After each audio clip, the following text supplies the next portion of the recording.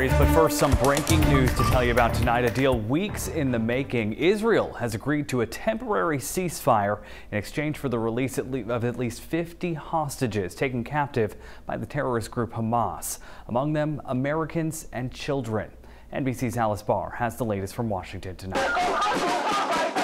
An agonizing wait finally nearing an end for some of the families of the more than 200 Hamas-held hostages after both the Israeli government and Hamas announced tonight they'd approved the outlines of a deal to free roughly 50 women and children Hamas kidnapped and took into Gaza in exchange for a 4-day pause in fighting that could be extended for each day that Hamas releases an additional 10 hostages.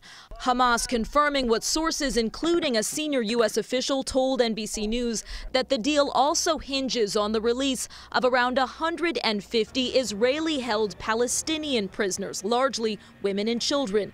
Israel is set to run security checks on those Palestinian prisoners. Families of their victims now have 24 hours to appeal to the Israeli Supreme Court if they choose. The deal is not final until that time period ends.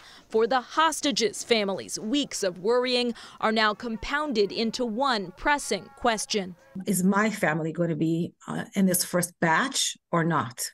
Israeli-American Galia Mizrahi has 4 family members held hostage by Hamas, her cousins aged 17, 11, and 9, and their mother.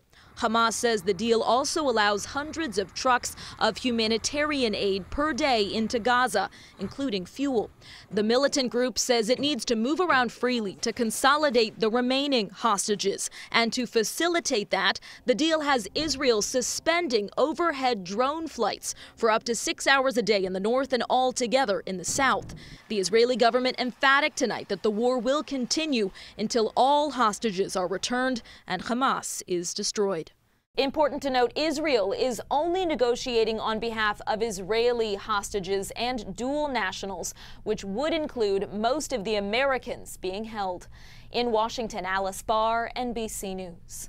And already reaction is coming in tonight, including from members of Maine's congressional delegation. Congresswoman Shelley Pingree releasing this statement applauding the deal, saying in part, "We must work with Israel and the international community to bring a permanent end to the horrific violence and war in the region."